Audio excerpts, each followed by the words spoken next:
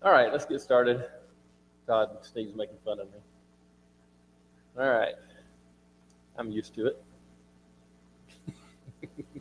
All right, so we're continuing in the second part of the United Kingdom. So let's review a little bit uh, from Sunday's lesson.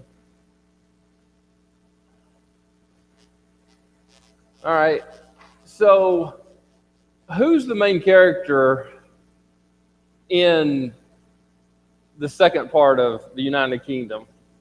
It's David, right? Who did we talk about in the last class, though? It wasn't a whole lot of David, was it? And there's a reason for that, and we're going to talk about that here in just a second. But remember, one of the things that was a result of David's sin that we read about earlier in 2 Samuel chapter 12, what did God say about David? The sword would not depart from his house. All right, he was going to have trouble. He was going to see some consequences from that decision. We'll talk about some of those consequences as we go along also. So just remember that a lot of this is happening, or some of the things that David is doing seems to sort of be snowballing from decisions he's made. Remember the characters that are in play right now. David has, there's 3 children involved. There's Absalom and Tamar, their brother and sister. Then there's Amnon, who's also a brother, but he's a half-brother. So we got Absalom, Tamar, brother and sister.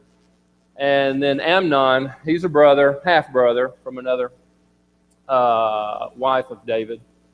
And then we have Jonadab, who comes in on the scene. He's a cousin to all of them from the son of David's brother, Shemaiah. So he's a cousin to all of them. So Amnon, remember, we'll just quickly go through this. Amnon really liked Tamar, and you can't go so far as to say he loved her, because nothing about what he did resembles love, but he wanted her. He desired her. He tells Jonadab helps him devise a plan so that he can get her. So they get her alone, and Amnon, lays with her. She tries to stop him, and even suggests that he marry her. Right? Really, she says it the way the story reads, the way the scripture says, to avoid the shame of what he's about to do. But he doesn't listen to her. And so Absalom, who is Tamar's sister, full sister, he takes care of her, takes her into his house after this, takes care of her, and he takes revenge on Amnon. What punishment did Amnon receive besides what Absalom did? Nothing happened to him. So why didn't anything happen? Privilege of being the king's son? Yeah, I don't know. We can think about things and talk about things, but we talked about it a little bit last time. David had sinned as well, right? Before this.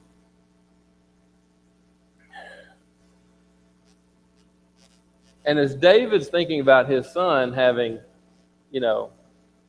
committed sin of fornication and maybe even as far as rape here, could David be thinking, hey, this is my son. Can I really judge this matter? Do I have the right to judge this matter? You can imagine him thinking that, can't you? I don't know if he did, but I can imagine that. I think that's what I would be doing. What could David have done in that situation? What are the possibilities? He's the king. He's the one, final authority on, on handing down, punishment, judgment. What could he have done? He could have made the call, right? He could have said, you're guilty or innocent, or have, judged the matter. He didn't do that. If he thought himself too close to the situation, what could he have done? Yeah, that's right. So in matters of, remember the cities of refuge, when people would run to the city of refuge because they had killed someone accidentally or on purpose, they'd run to the city. Who would make the call in the city? The leaders, say it again? The priests, the leaders of the city, right? So they would make that call. They'd make that judgment. He could have done that and handed the decision to someone else who wasn't so close to the matter. He didn't do any of that. What did David do? He didn't do anything. He did nothing. He didn't address the situation. He just, out of sight, out of mind. He was indecisive. All right. So Absalom flees when this happens. David at one point thinks all his sons have been killed by Absalom. That's corrected, that Absalom had just killed Amnon.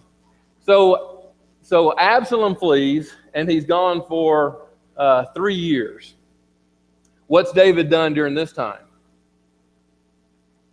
Nothing about this matter, right?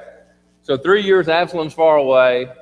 Absalom finally wants to resolve this, and he says he wants to resolve it, whether he should be put to death, whether he should be allowed to return to Jerusalem, back into his father's house. Whatever happens, he engages Joab, a faithful servant of David in his army, and so engages Joab. And what he does is he sends word, Joab, help me out with this. Joab ignores him. Of course, where Absalom's far away, he's up in Geshur at this point, right? Engages Joab, try to come back. Joab ignores him, and he sends again for Joab, to help him. Joab ignores him. So Absalom, he wants to get his attention.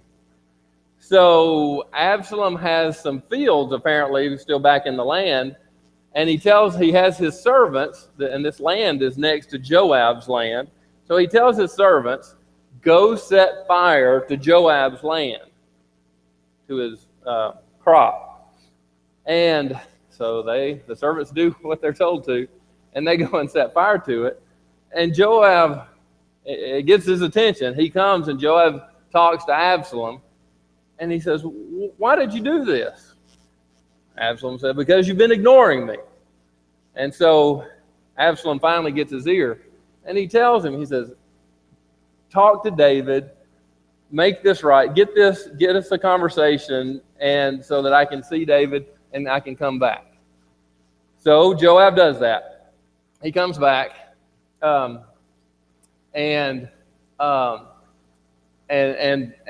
David and Absalom make nice. Absalom bows before him. David kisses him. All right, so we're past that point. Absalom's back in the land. So he's back in the land, but after this point, David never sees him. All right, so he doesn't want to see Absalom. So 4 years pass from this point on. The next one, this is a good graph that Greg did up, and I added a little bit. So from the point of the incident with Tamar, when he sexually harassed or raped her, Tamar, from that point, 2 years passed. Then Absalom killed Amnon for revenge. 3 years passed while he's up in Geshur, staying away from David. 3 years pass there. Absalom returns. 2 more years pass, and David sees Absalom. And then from this point, that's where we're at. 4 more years pass. So 11 years pass, And we're going to find out the story for today is Absalom's rebellion. So a lot of time has passed. So this is where we were, and I'll flip through these. Absalom, he sets fire to everything, and so David and Absalom resolve, make reconciliation. So now Absalom's back in the land, and what's he doing? Well, it appears that at some point during this timeline, Absalom starts wanting to be in charge. Why he did that, we can think about that and discuss it, but we don't know. I don't know, But he essentially becomes a politician as he gets back here into Jerusalem and into Israel, because what he starts doing is he starts undermining David, the king, his father. And he undermines him by putting himself out there a little bit more. And he puts himself out there as the prince. So what is the heritage? What's the lineage of who's going to get the throne after David? David's oldest son was Amnon, so he's gone. He had another son that was between Amnon and Absalom, Chileab. We don't read anything else about him. So he must have died at some point early on. So Absalom is the next one in line to receive the throne. He's the next one, oldest of David's sons. So Absalom likely gets the throne when David dies. But Absalom is going to push things along and make it happen quicker. He doesn't like the timeline of letting David pass naturally or whatever. He wants it sooner than that. So he starts endearing the people to him. And he does that by a couple of things. He'll go out amongst the people, and he'll have 50 people run before him in this kind of entourage, and put himself out there as the prince. And he also starts undermining David, the king, and his authority. And he does so by, when people come toward the city, and he engages them. Where are you from? What city are you from? And he engages them just like a politician. And he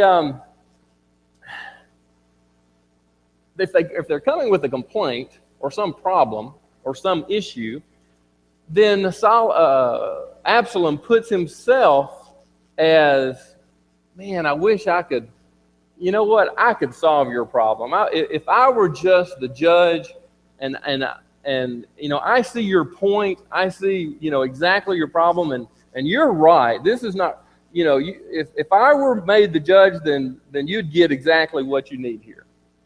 Isn't that what politicians say? Isn't that exactly? So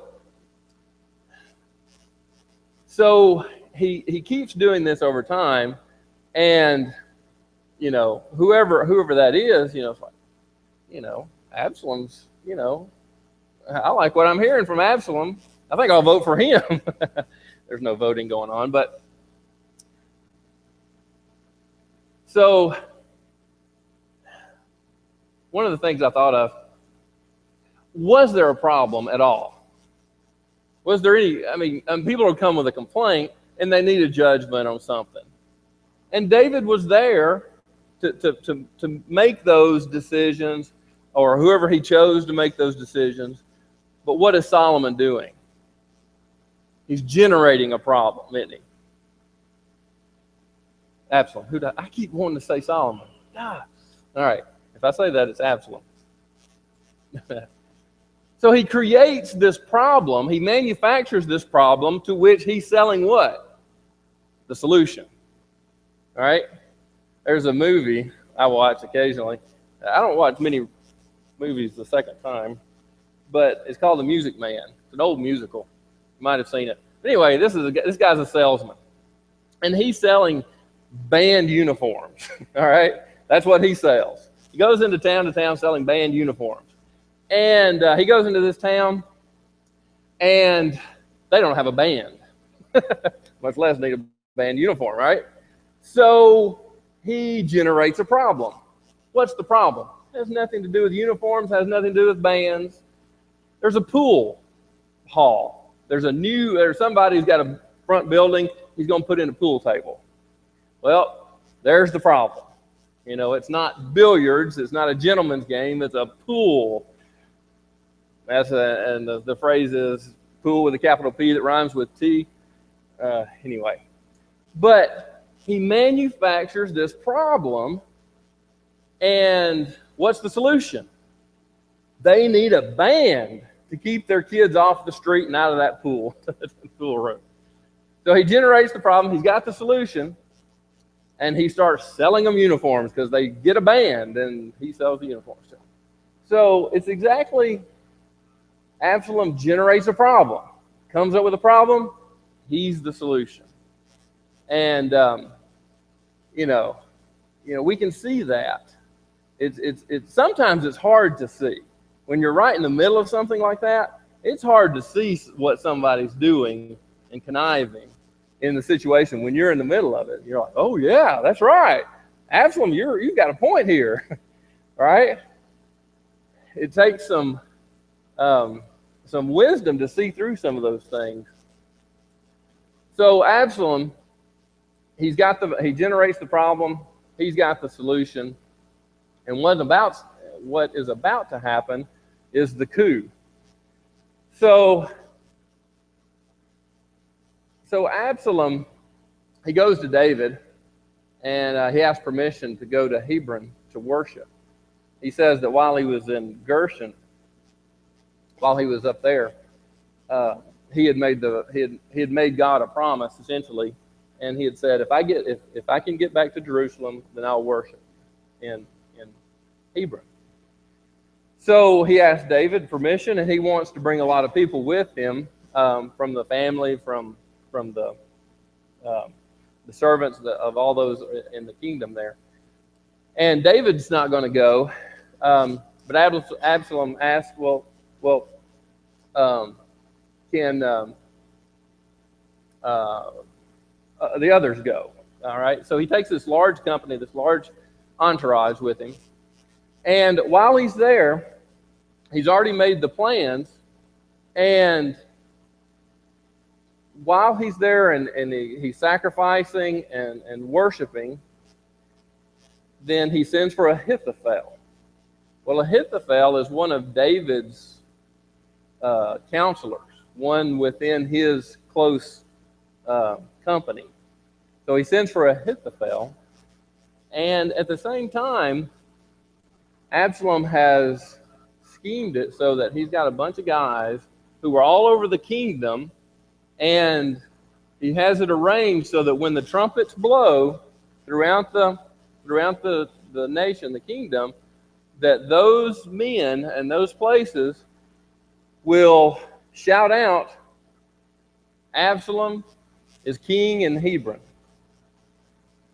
And the coup, the rebellion begins. Well, some of those he took up there didn't have any clue about what Absalom was planning. They were innocent in the matter. But there were a lot in the kingdom who he had already turned to him, right? That he'd been working on that for some time. So the trumpet sound, declarations heard throughout the land. Well, word gets very quickly, to David, and he realizes the situation, and his servants with him, they say, we'll do whatever you want us to do. And so David makes the call to flee and to get out of Jerusalem. So he goes. What has happened to David at this point? He's losing control. He's lost control. All right? He's lost respect. How easy was it for people to turn to Absalom rather than staying loyal to the King David?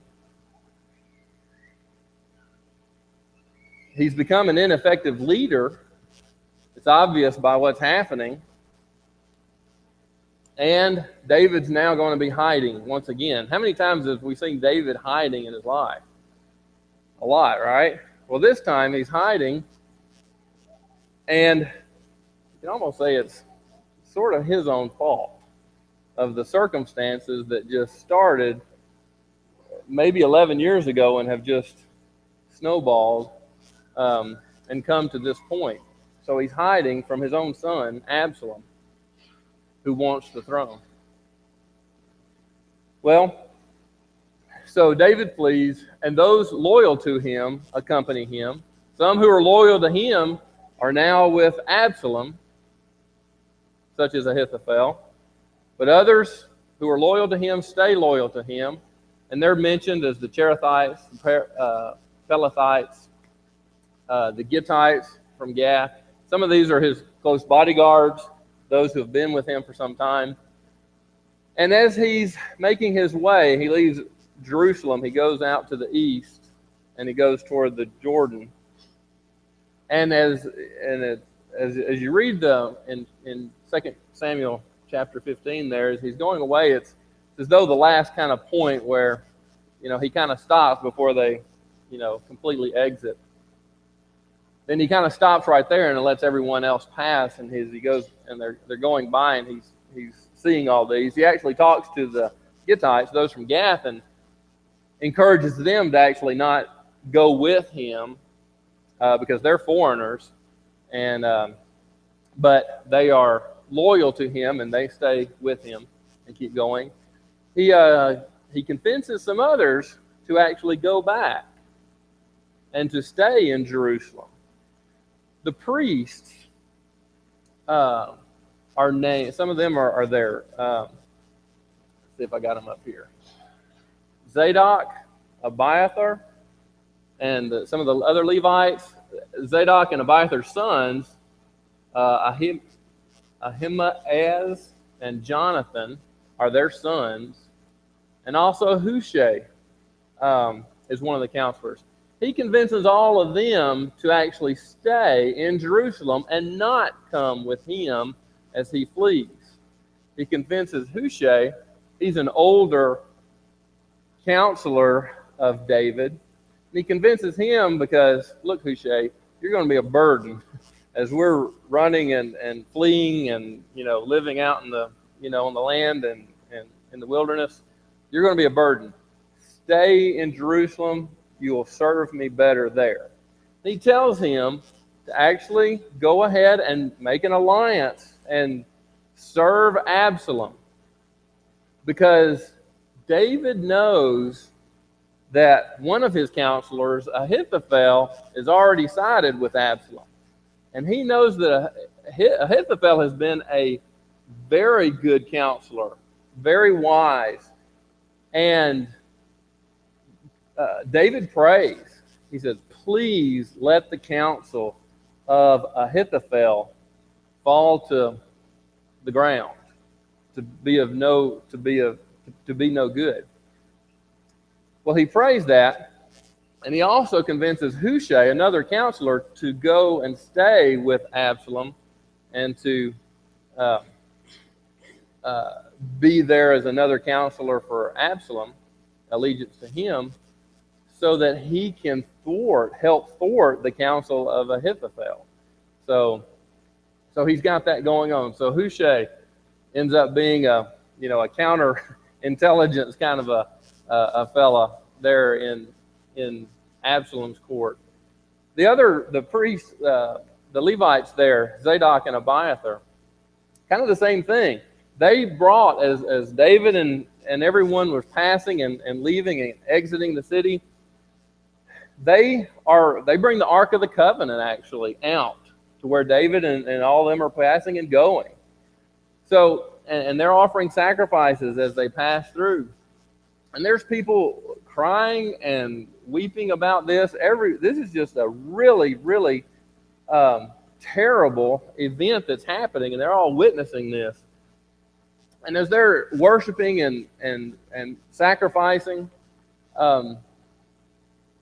David encourages them to stay back and to stay there at the temple in Jerusalem. And essentially, Zadok and Abiathar are going to work as kind of the ears to the ground and spies for what's going on there in the city. And their two sons, Ahimaaz and Jonathan, are going to be the runners. All right? So if Abiathar and Zadok hear anything that David needs to know about, they would send, or Hushai, they would get the word to the two of them, the two runners, and they would go out and find David and deliver the message. So there's this whole system is put into play as David exits and starts to flee. So, what are some of the things we can think about as we, this is, this kind of stuff makes for a great movie. We got spies, we got counterintelligence, we've got, overthrowing the kingdom. All of these things, is what we, may go and watch for entertainment. But it's all right here. It's all real. It's live. But, there's some lessons that we can learn from this. And one is, who's this supposed to, this is all about David, right? This whole chronology of David, because David is the main character that we see going through this period and on through the different periods as we go through the history of the Old Testament and into the New Testament. David's an extremely important character. But even though he is such a prominent and special person in this story, he makes some bad calls. He makes some bad decisions. Those are not hidden from us, are they? Those are given to us for our learning, right? So, when you think about David as being the king and leaders in general, must be above reproach. We can think about civic leaders, in our society, in our culture, but even more we can think about here that elders are examples of this. When David sinned, he made some bad decisions. He caused the death of Uriah. Uriah, is that the right word? Yeah. Not Solomon. All right. So he makes some terrible decisions in his life in that instance. And because of the decisions that he's made, is he beyond reproach anymore? He's really not. If you think about it, I think Jeff mentioned it last time that he failed as a father. He also failed as a leader. Because look what happens now. When he has to make a judgment, is he totally impartial? When the woman came to him, when the woman of Tekoa, Joab set that up so that the woman of Tekoa came and convinced him of what he'd done wrong, just like Nathan had done for David earlier. Well, the woman of Tekoa was a wise woman, and Joab asked her to do this and tell this story. Well, she convinced him, and he judged that matter. But do you remember what he did for her? What the conversation looked like? She wanted him, the woman of Tekoa, who was this wise person, and Joab knew it, and she was helping him. She needed the king to say, nothing will happen to your son. Not one hair will fall from his head. It took David 3 times to come to that. For him to commit and make that judgment. Because before that, the first 2 answers that he gave her were what? Not so committal. All right? But the 3rd time, she kept pressing him, and finally he said it. Your son, not one hair will fall from him. So he made the call finally. But how did David respond when he was the one who had sinned? Do you remember that? Did it take Nathan? Did it take Nathan more than one time? You know, when Nathan said, "David, you're the man." David was right on it. He knew immediately that what he had done and the sin that he had. But a little bit further down the road, what is David the same? Is he making that same decisive, showing that leadership, making the decision? Joab and this woman from Tekoa, he has to be brought to that in a little bit, right? So leaders have to be above reproach. We think that's not fair. You know, that, well, you know, sin is sin, right? Whether it's for someone of a position or if it's someone, you know, normal, however we want to say it, of a different position, that sin is sin. But think about, as David makes these decisions, who does he affect? Look at the sphere of influence that David has. It's huge. It is super encompassing. An entire kingdom depends on the decisions that he makes. What about someone else, you know, just a citizen in the kingdom? Sin is sin, definitely. It's the same, but what are the consequences of someone who's just living a quiet, peaceful, normal? His sphere of influence isn't nearly as big, is it? It's not nearly as encompassing. So are leaders held to a higher standard? Yeah. Should they be? I think so. Because they've got a whole lot more influence. And the sphere of when they make mistakes, it can affect a lot of people when they sin.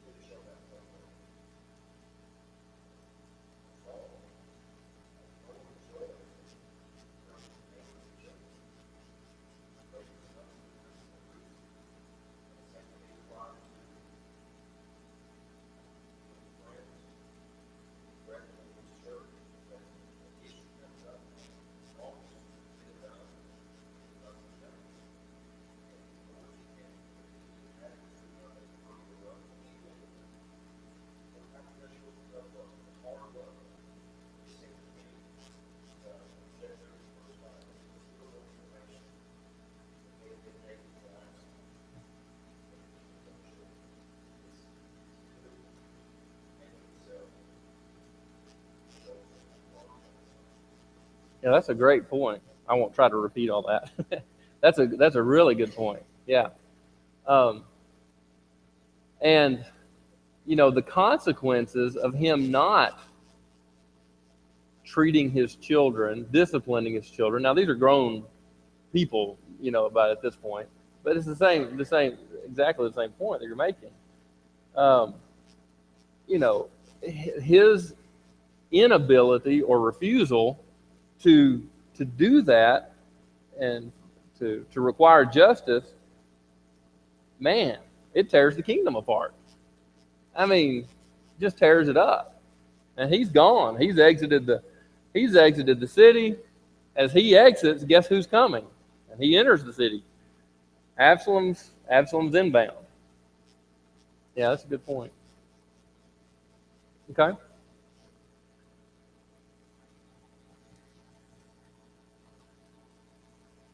So let's think about, on the other hand, Absalom. And it's again, we can just think about it and personalize it in the sense, what would cause anyone, to do these kind of things. What was it that Absalom, and the scriptures don't tell us, what he was thinking or why he did what he did, but just from a human standpoint, what are the things that cause someone to rebel? Look at all the things that are possible. Could it have been pride on Absalom's part? I mean, he could have. I mean, and even we can almost see this. It's like, David's not making good decisions. I can do a whole lot better than what. Isn't that what? Go back to the politicians thing. Isn't that pretty much what they do with each other? And I can do a lot better job than what so and so is doing.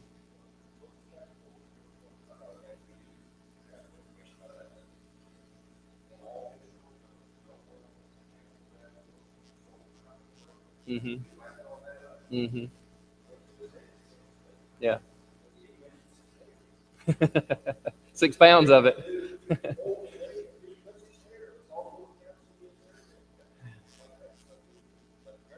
Maybe it was. Yeah. Yeah. It's recorded.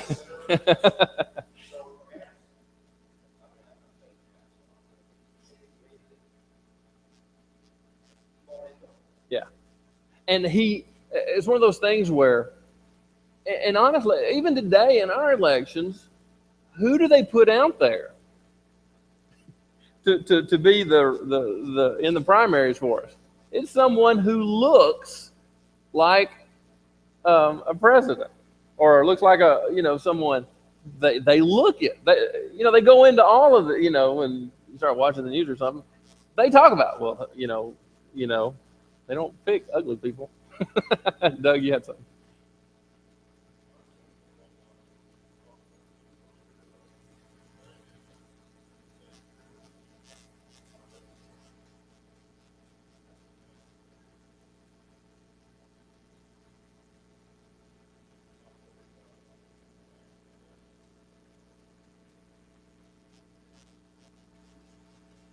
Yeah.